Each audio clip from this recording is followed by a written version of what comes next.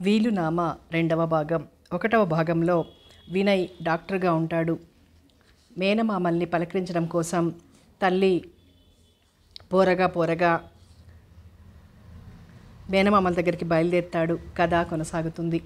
2 రోజులు గడిచిపోయాయి. శ్యామలమ్మ కాబోయే అల్లుడికి చేయవలసిన మర్యాదలన్నీ చేస్తోంది.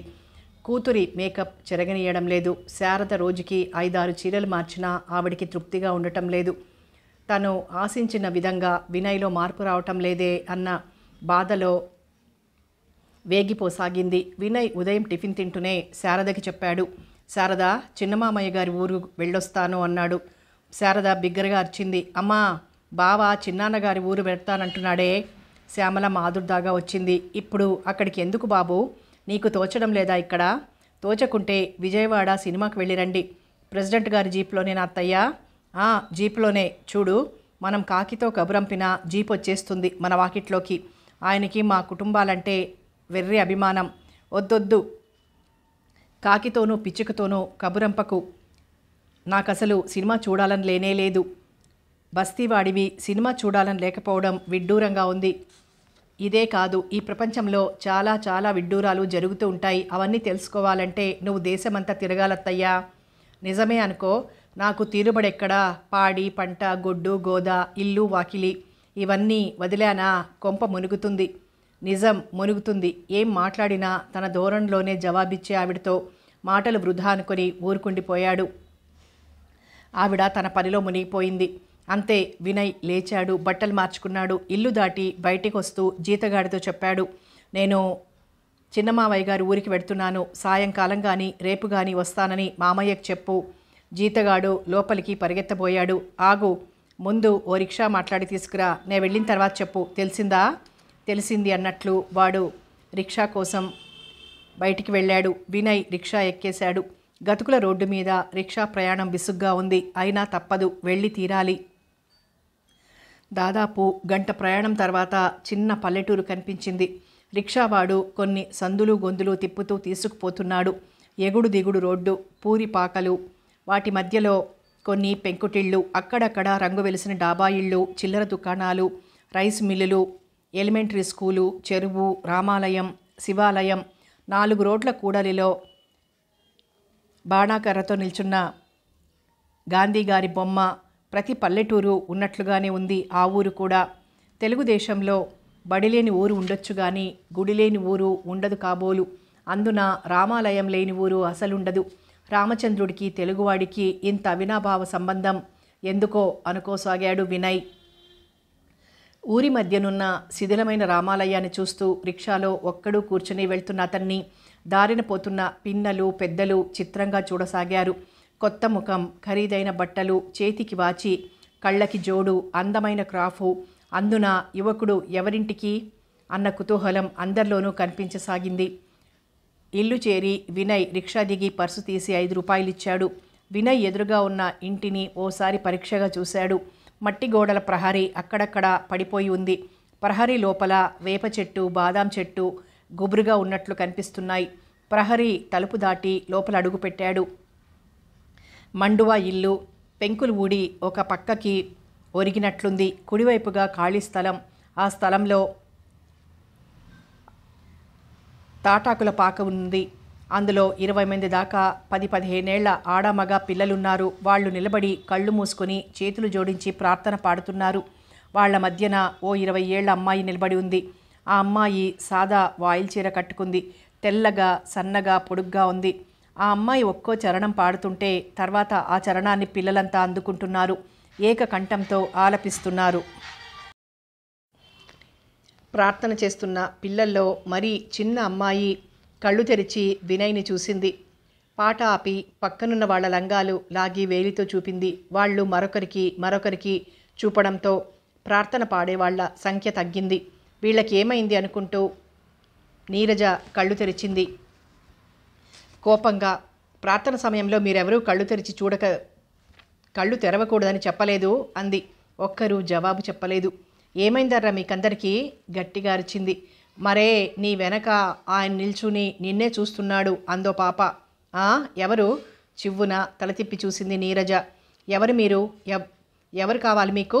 వినయ్ జవాబు చెప్పలేదు. నీరజ ముఖంలోకి చూస్తూ నిల్చున్నాడు. చెదిరిన ముంగురులు ముఖం మీద పడుతుంటే ఎడం చేత్తో వాటిని వెనక్కి తోసుకుంటూ తిప్పిదోపిన పైట కొంగును లాగేసి మొత్తం చేత్తో పట్టుకునే ఓ 2 అడుగులు ముందుకు వేసి మళ్ళా అడిగింది. మీకెవరు కావాలి? నువ్వే, వినయ్ అప్రయత్నంగా అన్నాడు. ఆ ఆ నీలకంఠం వినయ్ మాట పూర్తి చెయ్యనే లేదు. నాన్నగారి కోసమా? అలా చెప్పండి. నాన్నగారికి ఇవాళ జ్వరం వచ్చింది. ఇప్పుడే కలుసుకోవాలా? అర్జెంట్ పనా? వినయ్ని పరిశీలనగా చూస్తూ అడిగింది. అర్జెంట్ పనే, చాలా దూరం నుంచి వచ్చాను ఆయన కోసం. అలాగా, అయితే రండి అని పిల్లల వైపు తిరిగి చదవండి, ఇప్పుడే వచ్చేస్తాను అని పాకలో నుంచి బయటికి వచ్చి ఇంటివైపుగా నడిచింది. వినయ్ ప్యాంటు జేబులో చేతులుంచుకొని అడుగులు వేసాగాడు. నాన్న, నీకోసం ఎవరో వచ్చారు చూడండి. నువ్వు ఎరగని కొత్తవాళ్ళు నా కోసం ఎవరొస్తారు? వాలు కుర్చీలో కళ్ళు మూసుకొని కూర్చున్న నీలకంఠం గారు లేచి కూర్చుంటూ వినయ్ వైపు చూడసాగాడు. కూర్చోండి. ఓ స్టూలు లాగి తండ్రి కుర్చీ దగ్గరగా జరిపింది. తిరిగి వెళ్ళటానికి తిరిగింది నీరజ.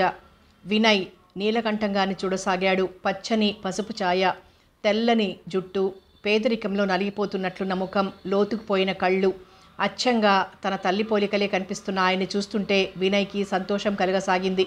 మామయ్య అన్నాడు కళ్ళల్లో నీళ్లు తిరుగుతుండగా. మామయ్య, ఈ పిలుపు ఆయన ఆలోచనలో పడిపోయారు. ఆ పిలుపు చాలా సంవత్సరాల క్రితం ఎప్పుడో విన్నట్లుగా అనిపించసాగింది. నేను వినయ్ని మామయ్య, పూనా నుంచి వచ్చాను, మీరు గుర్తించలేదు? ముసలాయన ముఖంలో ఒక్క మెరుపు మెరిసినట్లయింది. వెళ్ళిపోతున్న నీరజ నేను వినయ్ని అన్నమాట విని టక్కున ఆగిపోయి తల తిప్పి సంభ్రమంగా వినయ్ వైపు చూసింది. క్షణం వినయ్ నీరజ కళ్ళల్లో కనిపిస్తున్న భావాలని చదవసాగాడు.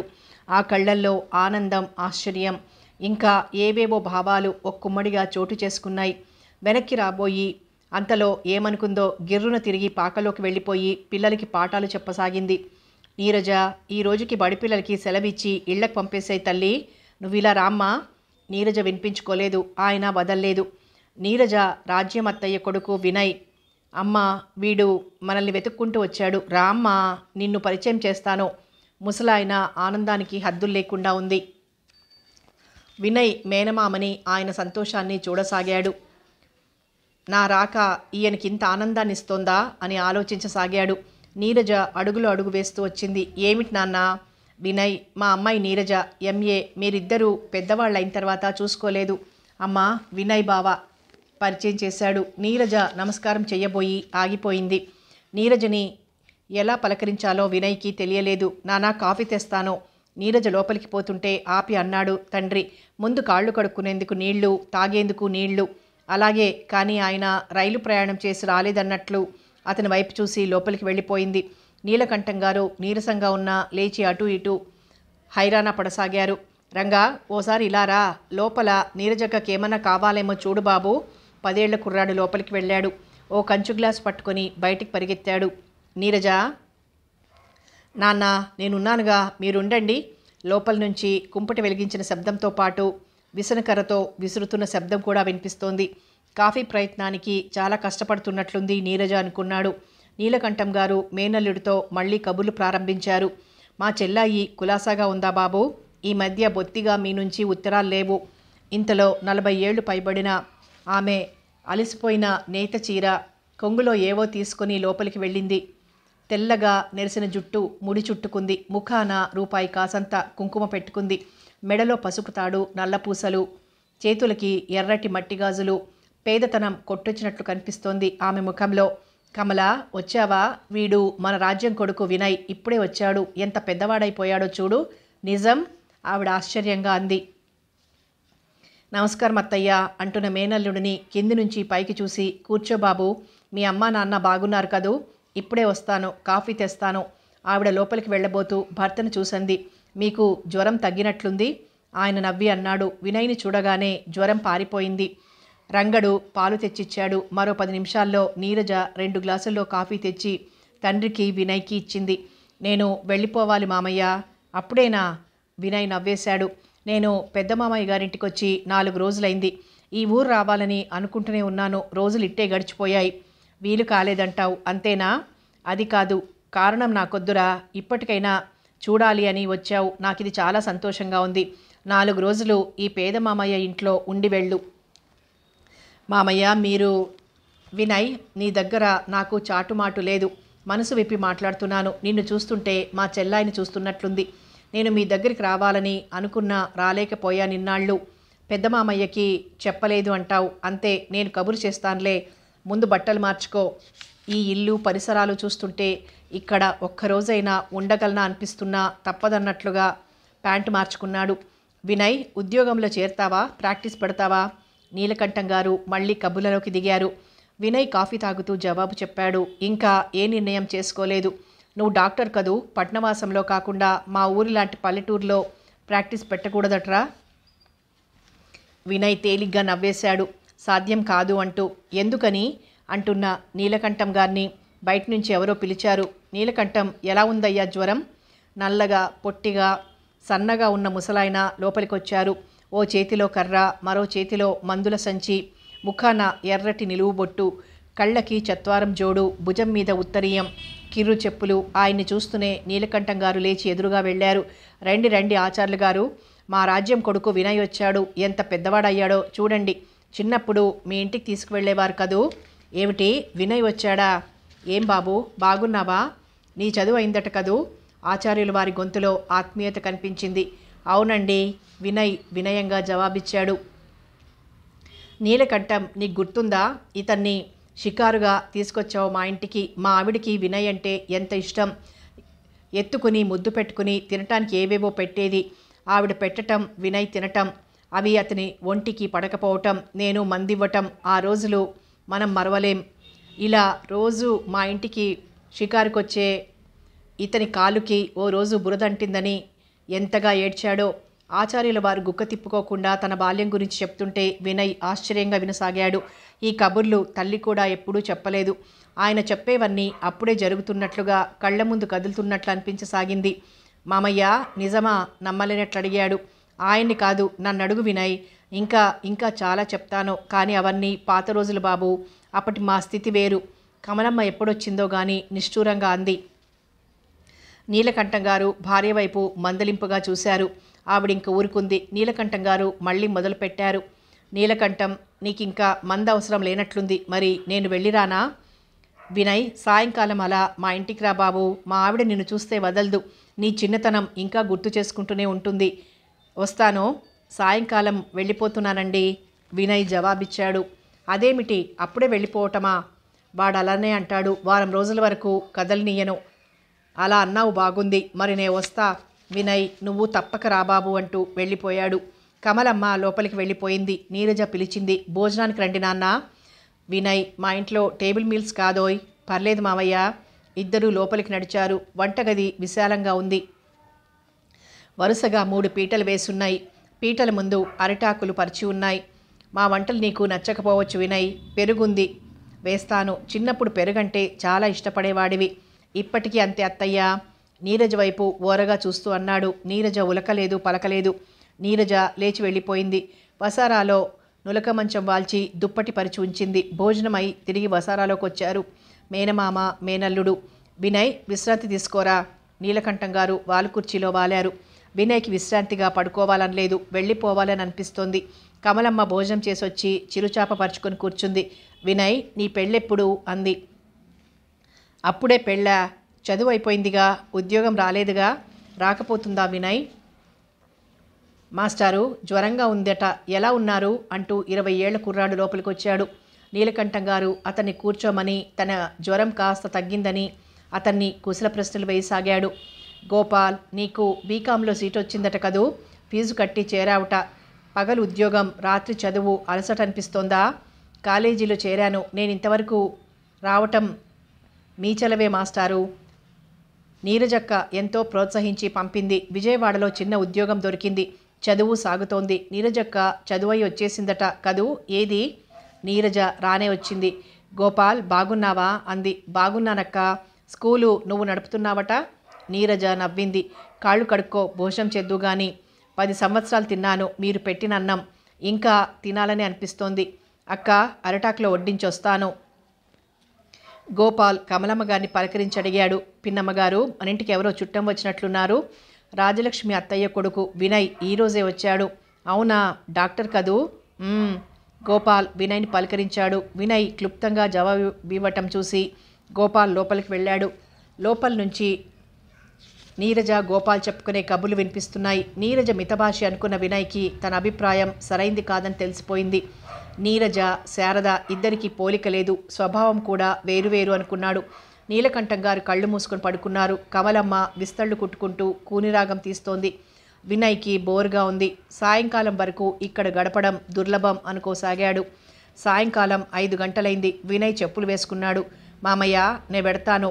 "ఇప్పుడా? వీల్లేదు. ఆచార్యులు గారింటికి వెళ్ళిరా. వాళ్ళ జీతగాడు వచ్చాడు నీకోసం." "నేను వెళ్ళిపోవాలి మామయ్య." "వినయ్ వాళ్ళకి నువ్వంటే ఎంత అభిమానమో తెలుసుకోరా. వెళ్ళి ఆవిడ్ని చూసొచ్చి మాట్లాడు." వినయ్కి చిరాగ్గా ఉంది.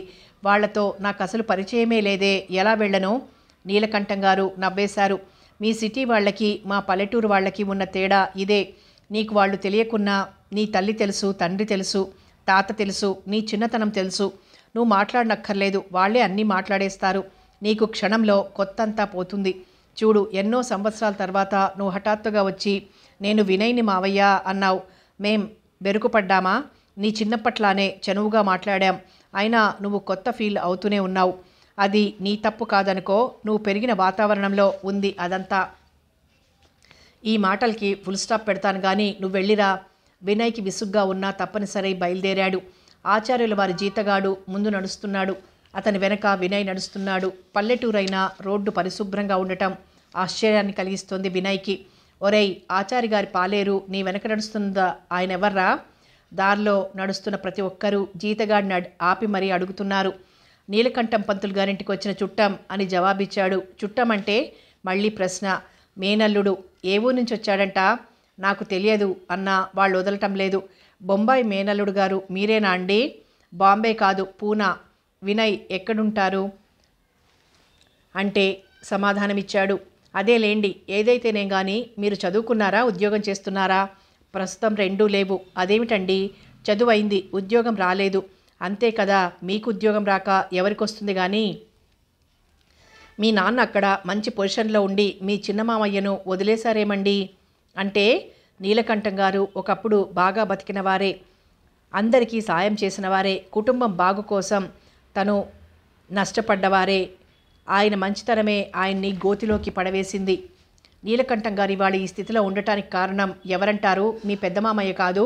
ఉమ్మడి కాపురంలో పంట డబ్బంతా వడ్డీలకు తిప్పి అప్పులు చూపించి ఆస్తి సమానంగా పంచుకొని అప్పులు తమ్ముడికి వదిలేసిపోయాడు.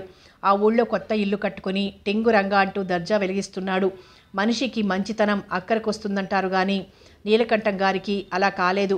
ఆస్తి పోయింది, పెళ్ళిడికి పిల్ల ఎదిగింది. ఆడపిల్లకి చదువంటే ఆయన బావమర్ది తీసుకువెళ్ళి చెప్పించాడు కానీ పెళ్ళి ఎవరు చేస్తారు? ఈ విషయాలన్నీ మీకు తెలియవు నీలకంఠం గారు.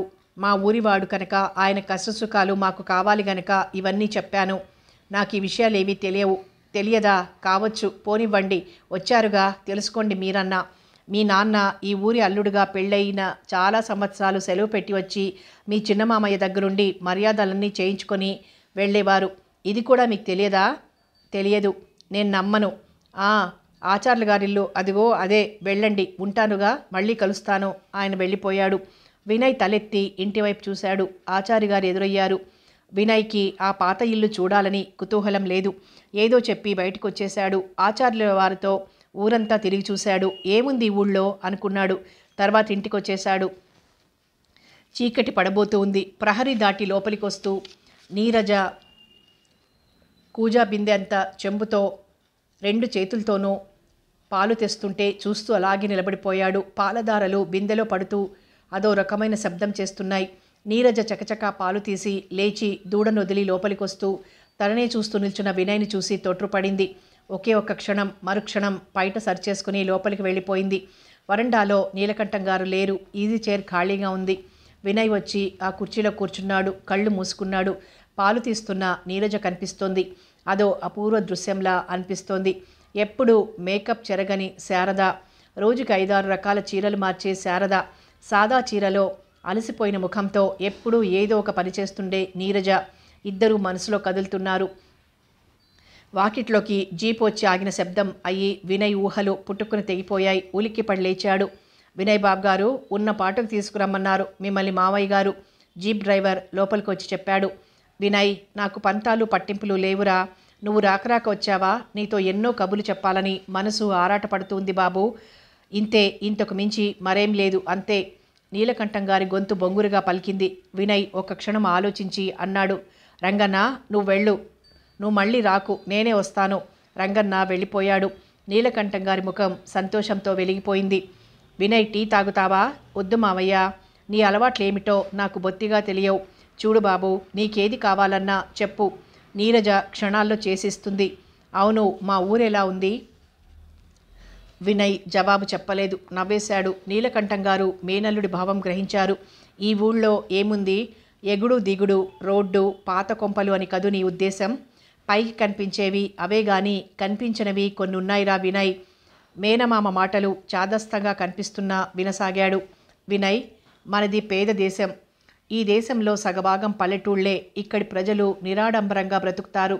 అయితే ఈ పల్లెల్లో రైతులకి, కులవృత్తి వారికి, కూలీలకి తప్ప మరెవరికి బ్రతకటానికి అవకాశాలు ఉండటం లేదు. అందరికీ అందరూ బస్తీలు చేరుకున్నారు. ఫలితం పట్నవాసాలు కిక్కిరిసిపోవడం, గాలి నీరు అన్నీ సమస్యలైపోవటం, వీటిని ప్రభుత్వం పరిష్కరించలేకపోవటం ఇదో పెద్ద సమస్యగా మారటం జరుగుతూ ఉంది. ఇది మంచి పరిణామం కాదు. దీనికి పరిష్కారం కావాలి. ఎలా? పట్నవాసాల్లోని సౌకర్యాలకి అలవాటు పడి అక్కడే స్థిరపడిపోయిన వారందరూ పల్లెలకి రారు. వాళ్ళకు అవసరం లేదు. ఇంకపోతే ఆ పల్లెల్లోని ప్రజలు చదువులై ఉద్యోగాలంటూ వెళ్లే వారిని ఆపాలంటే ఏవైనా పరిశ్రమలు ఇలాంటి చోట స్థాపించాలి. చదువుకున్న వారితో పాటు మరికొందరికి కూడా ఉపాధి దొరుకుతుంది. ఊరిని ఉద్ధరించినట్టు అవుతుంది. పట్నవాసాల్లోని రద్దీ తగ్గుతుంది. ఇది ఈ ఒక్క ఊరి సమస్య పరిష్కారం కాదు. మన దేశంలో అంతటా జరగాలి. అప్పుడు ఈ దేశం రూపే మారిపోతుంది. ఏమంటావు వినయ్? నాకు పల్లెటూళ్ళ గురించి తెలియదు, వీరి సమస్యల గురించి తెలియదు. కానీ నీ ఆవేదన అర్థమవుతోంది. ఇప్పుడు ఆలోచిస్తున్నాను. అవును, నువ్వు పుట్టింది ఇక్కడే అయినా పెరిగింది పట్నవాసంలో కదా. అక్కడే చదివావు, డిగ్రీ తీసుకున్నావు, అక్కడే ఉద్యోగం వస్తుంది, చేరిపోతావు, డబ్బు సంపాదిస్తావు, కావలసిన సౌకర్యాలు ఇంకా ఇంకా సమకూర్చుకుంటావు, హాయిగా జీవితం సాగిస్తావు. సరే కానీ ఇలాంటి అవకాశాలు ఈ దేశంలో ఎందరికి ఉన్నాయి? నాన్న, టీ తీసుకొచ్చాను, తాగండి. నీరజ 2 గ్లాసులతో వచ్చింది. ఒకటి వినయ్కిచ్చి రెండోది తండ్రికి ఇస్తూ అంది. నాన్న, కాస్త రెస్ట్ తీసుకోకూడదు, ఆవేశపడకూడదని ఆచార్యులు గారు చెప్పలేదు? బావా 2 రోజులు ఉంటారులే నాన్న. బావా అన్న నీరజ మాటకి వినయ్ మనసు గమ్మత్తుగా స్పందించింది. వాడు ఉండనంటున్నాడమ్మా. చిన్న పిల్లాడిలా కూతురికి ఫిర్యాదు చేస్తున్న మేనమామ వైపు జాలిగా చూడసాగాడు వినయ్. వాడు ఉండాలని అనుకున్న మీ పెదనాన్న ఉండనీయడు. జీప్నో విమానాన్నో పంపిస్తాడు. నీరజ నవ్వింది. నవ్వుతున్న నీరజ ముఖం ఇదే మొదటిసారి చూడటం ఎంత బాగుంది అనుకున్నాడు. వినయ్ 4 రోజులు ఉంటాడేమో. నువ్వు అడుగు, మాట్లాడడం ఇప్పటికి ఆపేస్తాను, కూతురు ముఖంలోకి చూస్తూ అన్నాడు. నీరజ అడగలేదు. అయినా వినయ్ తనకి తానుగానే జవాబిచ్చాడు. మామయ్య, నువ్వు చెప్పాలనుకున్న విషయాలన్నీ పూర్తిగా చెప్పు, విన్న తర్వాతనే వెళ్తాను. ఆయన ముఖం సంతోషంతో వెలిగిపోయింది. సంతోషం బాబు, ఈ పేద మామయ్యకి నువ్విచ్చిన గౌరవానికి చాలా సంతోషం. నీరజ వడ్డించి పిలిచింది. భోజనం అయ్యాక చేయి కడుక్కునేదాకా పెరట్లోకి వెళ్ళాడు. ఇంకా నీళ్లు కావాలత్తయ్యా పిలిచాడు. నీరజ చెంబుతో నీళ్లు తెచ్చి ఇవ్వబోయింది. వినయ్ పొయ్యమన్నట్లుగా చేతులు పట్టాడు. నీరజ నీళ్లు పోస్తోంది. వంటగదిలోంచి వచ్చే లాంతరు వెలుగు నీరజ ముఖం మీద పడుతుంటే ఆ ముఖంలోకి చూడసాగాడు. చెంబులో నీళ్లైపోయాయి. కానీ వినయ్ చేయి కడగటం కాలేదు. నీరజ ఖాళీ చెంబు ఇంకా వినయ్ చేతుల వంక మార్చి మార్చి చూసింది. చెంబు కింద పెట్టి వెళ్ళి లోపలికి వెళ్ళిపోయింది. అత్తయ్య, నువ్వు వేసిన మీగడ పెరుగు జిడ్డు వదలటం లేదు, సోపు కావాలి అన్నాడు. కమలమ్మ కూతురి వైపు కళ్ళెర్ర చేసి చూసి చప్పున నీళ్లు సోపు ముక్క తీసుకుని వెళ్ళిచ్చింది. వినయ్ చేతులు కడుక్కొని లోపలికొచ్చాడు. వరండాలో మడత మంచం మీద దిండు దుప్పటి పరిచి వెళ్ళిపోయింది నీరజ. వినయ్ చీకటి చీకటిగా ఉన్న ఇంటి ప్రహరీ లోపల అటు ఇటు పచాలు చేయసాగాడు. నీరజ లాంతర్ తీసుకొని పశువుల పాకలోకి వెళ్ళింది. వాటి ముందు గడ్డి వేసి దూడని రాటకి కట్టెయ్యాలని పలుపు తాడు లాగుతోంది. అది రావటం లేదు. చూసి చూసి కర్ర తీసుకుని ఒక్కటేసింది. దూడ చెప్పినట్లు విన్నది. నీరజ పాకలోంచి బయటికొచ్చి లాంతరు వసారాలో పెట్టి తన గదిలోకి వెళ్ళిపోయింది. గదిలో బెడ్ లైట్ ముందు కూర్చొని చదువుకుంటున్న నీరజ ముఖం అలసిపోయినట్లు కనిపిస్తోంది. కిటికీలోంచి మంచం మీదకి వచ్చి పడుకున్నాడు వినయ్. తెల్లవారింది. వినయ్కి మెలకు వచ్చింది. కళ్ళు తెరిచాడు. సుప్రభాతం చదువుతున్న కమలమ్మ గొంతు శ్రావ్యంగా వినిపిస్తోంది. నీరజ వాకిలి ముందు చుక్కల ముగ్గు పెడుతోంది. బారాటి వాలుజడ వీపు మీద నుంచి పక్కకు వేలాడుతోంది.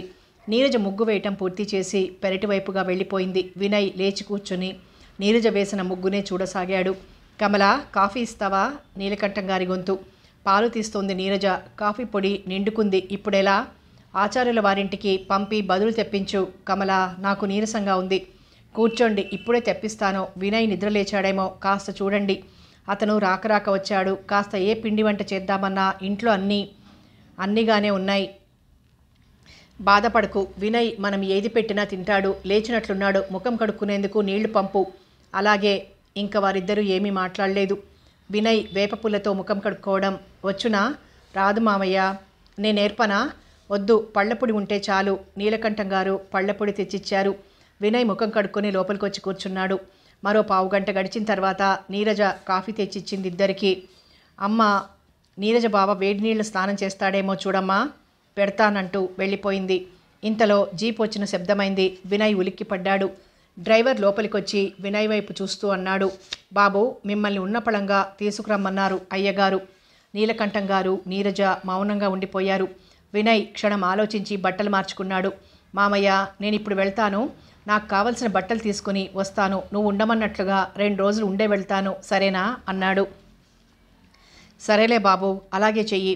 వినయ్ కమలమ్మకి కూడా చెప్పి నీరజ వైపు చూశాడు. నీరజ తలెత్తి చూసింది. ఆ కళ్ళల్లో ఏ భావమూ లేదు. వినయ్ వెళ్ళిపోయాడు.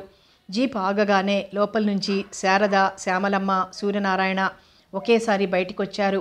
హమ్మయ్య, ఒట్టి జీప్ వచ్చిందనుకున్నాను అంది శారద. నీకోసం చూసి కళ్ళు కాయలు కాచాయి అంది శ్యామలమ్మ. వినయ్, అసలు నువ్వు అక్కడికి వెళ్ళడం ఏమిట్రా? మతిలేని పనిచేశావు. వాళ్ళని చూడాలంటే ఇక్కడికే రప్పించేవాడినిగా సూర్యనారాయణ గారు అసహన పడిపోతూ అన్నారు. బావకక్కడ బోర్ కొట్టుంటుంది అంది శారద. నాకేం బోర్ అనిపించలేదు. పైగా బాగుందా ఊరు? వినయ్ అలా అనేసరికి ఆ అంటూ ఒకరి ముఖాలొకరు చూసుకోసాగారు. నే చెప్పలేదటండి ఇలాంటిదేదో జరిగి తీరుతుందని భర్త ముఖంలోకి చూస్తూ శ్యామలమ్మ అంది.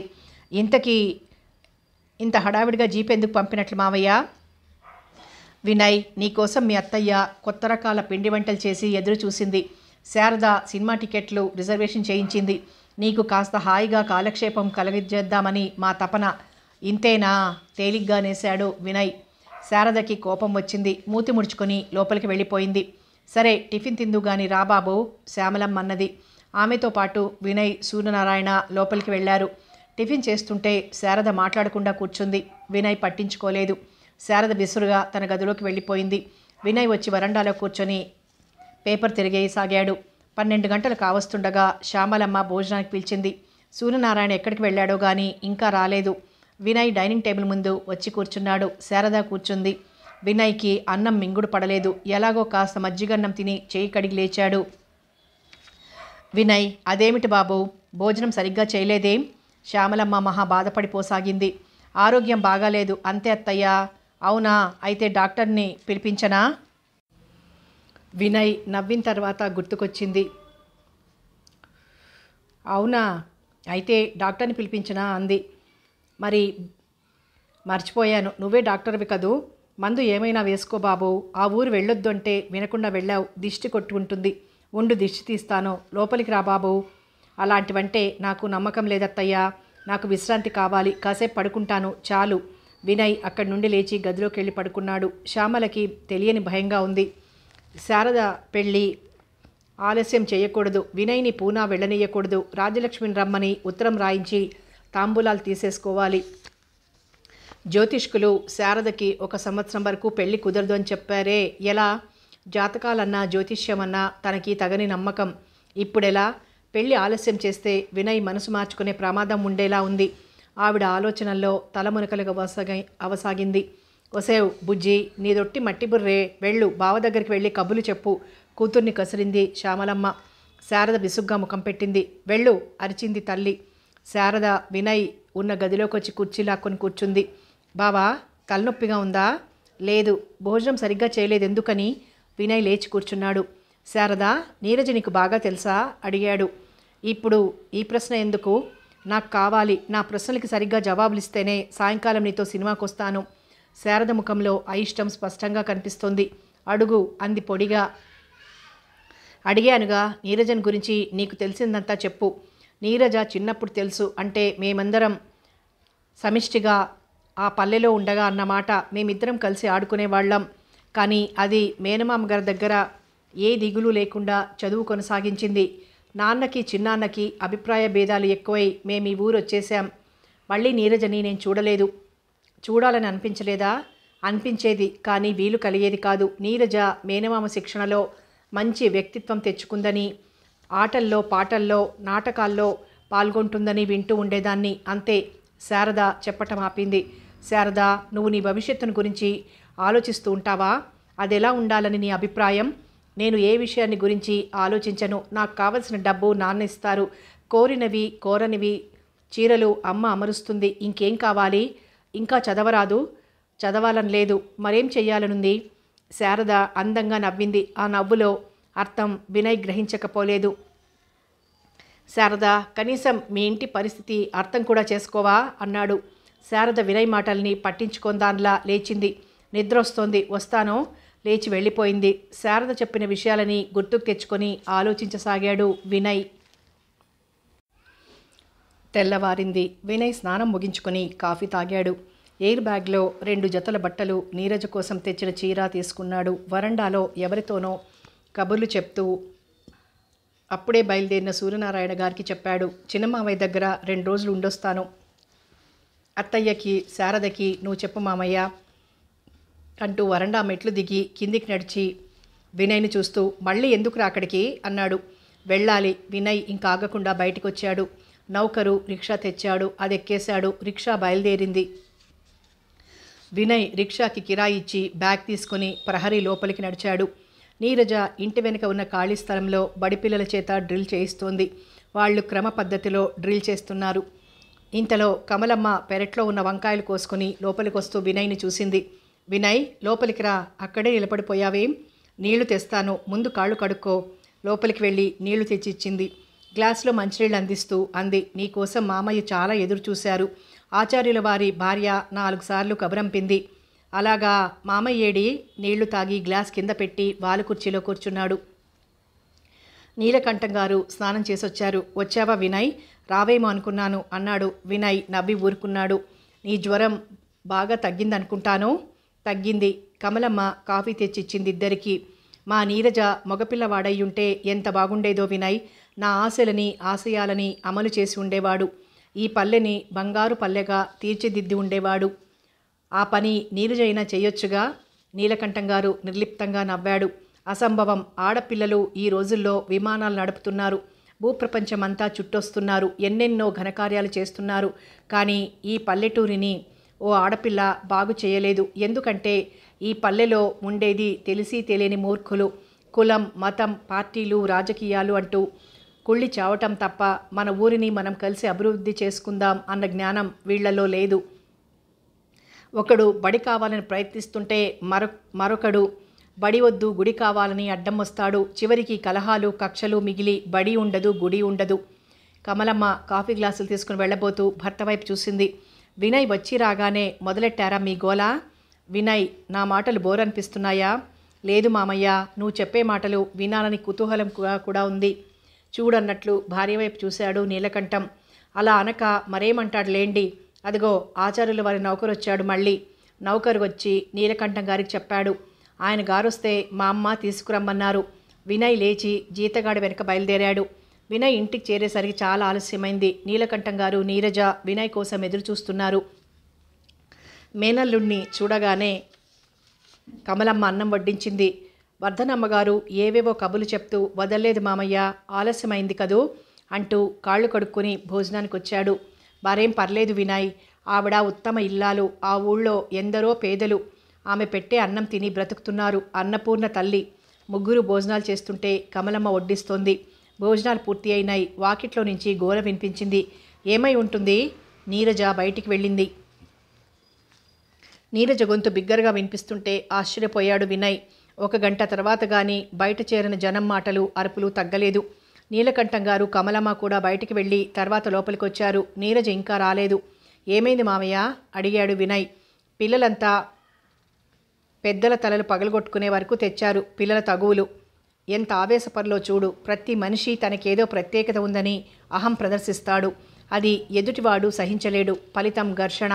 నీలకంఠం గారి గొంతు తడారిపోయింది. పొడిదగ్గు రాసాగింది. 1/2 గంట తర్వాత గాని ఆయన స్థిమితపడలేదు. తర్వాత పనుంది, అలా వెళ్ళొస్తానంటూ చెప్పులు వేసుకుని ఎండలో బయటికి వెళ్ళిపోయాడు. వినయ్కేం తోచకుండా ఉంది. రేడియో లేదు, పేపర్ లేదు. బోర్ అనుకున్నాడు. నీరజ టీ తెచ్చిచ్చింది. టీ కప్పు తీసుకోకుండానే తను తెచ్చిన బ్యాగ్లోంచి తల్లి ఇచ్చిన చీర ప్యాకెట్ తీసి నీరజకిస్తూ అన్నాడు. మా అమ్మ నీకివ్వమనిచ్చింది. నీరజ ప్యాకెట్ విప్పి చీర చూసింది. ఎలా ఉంది? ఆ అమ్మాయి ఎలాగూ చెప్పదని తెలిసి తనే అడిగాడు. బాగుంది, కప్పందించింది. నీరజ లోపలికి వెళ్ళబోతుంటే ఆగు నీరజ, నీతో మాట్లాడాలి అన్నాడు. నీరజ ముఖంలో క్షణం ఆశ్చర్యం కనిపించింది. స్టూల్ లాక్కుని కూర్చుంటూ అంది. చెప్పండి. నువ్వు నా వెంట పూనా వచ్చేయి, అక్కడ ఏదైనా ఉద్యోగం చూస్తాను. నీరజ నవ్వుకుంది. అత్తయ్యకి మామయ్యకి చెప్పి ఒప్పిస్తాను. వద్దు, నాకు ఉద్యోగం చేయాలని లేదు. అంత చదువుకుని ఈ పల్లెలో ఉండటం వృధా కదూ? కాదు, కానే కాదు. ఆ చిన్నపిల్లలకి చదువు చెప్తూ ఎన్నాళ్ళుంటావు? నా గురించి మీరెందుకు ఇంత ఆలోచిస్తున్నారు? నీరజ తన ప్రశ్నకి జవాబు చెప్పకుండా ఎదురు ప్రశ్నించటం కోపాన్ని తెప్పించింది. అయినా శాంతం తెచ్చుకుంటూ అన్నాడు. ఆలోచించకూడదా నీరజ? కాదని కాదు, అంత తీరుబడిగా ఉన్నారా అని. వినయ్ నవ్వేశాడు. లేదు, 2 రోజుల్లో వెళ్ళిపోతున్నాను. మళ్ళా ఇప్పట్లో రాను. నీరజ, ఎందుకంత క్లుప్తంగా మాట్లాడతావు? విషయాలు లేనప్పుడు ఏం చెయ్యాలి? అలాగా వినయ్ వస్తున్న కోపాన్ని అణుచుకుంటున్నాడు. నీకు లేకపోవచ్చు, కానీ నాకు చాలా ఉంది. చెప్పండి. శారదంటే నీ కోపమా? లేదు. అయితే శారదని గురించి నీ అభిప్రాయం ఏమిటి? నా అభిప్రాయం ఎందుకు? ప్రశ్నకి ప్రశ్న. నాకు అవసరం ఉంది, నాకు లేదు. నా కోసం చెప్పు. నీరజ జవాబు చెప్పలేదు. వినయ్ వదల్లేదు. నాకు జవాబు కావాలి అన్నాడు. ఒకరిని గురించి అనవసర అభిప్రాయం చెప్పటం నాకిష్టం ఉండదు. అయ్య బాబోయ్, చాలా గట్టి పిల్ల అనుకున్నాడు మనసులో. శారద విషయం వదిలేద్దాం కానీ ఆచార్ల గారి భార్య నీకు తెలుసు కదూ? తెలుసు. ఆవిడకి మతి సరిగ్గా ఉందా? అంటే మెంటల్గా అలాంటిదేం లేదు. నాకు తెలిసినంత వరకు ఆవిడది చాలా మంచి మనసు, దయగల తల్లి. అవును, 2 రోజులు ఉండి వెళ్ళే మీకు ఇవన్నీ ఎందుకు అడగొచ్చునా? నిరభ్యంతరంగా అడగవచ్చు. ఆవిడికి నేనంటే ఎందుకో ఆసక్తి చూపిస్తోంది. కారణం అర్థం కావటం లేదు. ఆవిడ మనసే అంత. భయపడకండి. భయం కాదు నీరజ, ఆవిడ ఆత్మీయతతో నన్ను ఈరోజు ఉక్కిరి బిక్కిరి చేసింది. తట్టుకోలేకపోయాను. అంతే కదా. పాపం ఆవిడ అమాయకురాలు. వినయ్కి ఇంకేం మాట్లాడాలో తెలియలేదు. నీరజ తనకి తానుగా సంభాషణ సాగనీయటం లేదు. అయినా ప్రయత్నించసాగాడు. నీరజ, నువ్వు నన్ను మీరు అంటావెందుకు? నీరజ జవాబివ్వలేదు. నేను నిన్ను చనువుగా నువ్వు అంటున్నానుగా. నీరజ నిర్లిప్తంగా నవ్వింది. జవాబు చెప్పు నీరజ. మీరు తరచుగా రాకపోవటం వల్లనూ చనువు లేకపోవటం వల్లనూ కావచ్చు. వినయ్ నవ్వేశాడు. నీరజ లేచి వెళ్ళాలని ప్రయత్నిస్తూ ఉంటే ఆగు నీరజ, ఇంకా మాట్లాడాలి.